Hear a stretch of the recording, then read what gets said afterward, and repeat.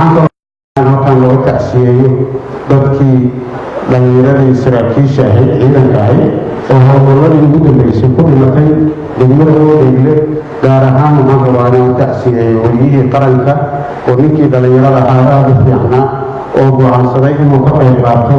howlgalladaas iyo dib u habeynta deegaanadaas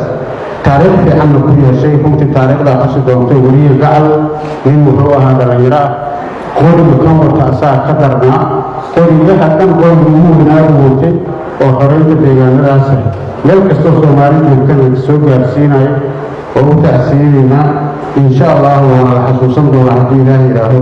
waxaan rajaynaynaa wariyaasha kale oo reer Koonfur Galbeed oo ayagana joogo iyo ciidamada qalabka sidoo ayagana saasoo kale reer Koonfur Galbeed meel kastoo joogaan ayagana inay diyaargaroobaan dib u habeynta iyo gobonnimada iyo dowladnimada dadkooda iyo dalkooda Koonfur Galbeed ay ku daydaan saaxiibadooda iyo walaalahooda kale oo habeenkii maalin u taagan arrintaas iyo gobonnimadaas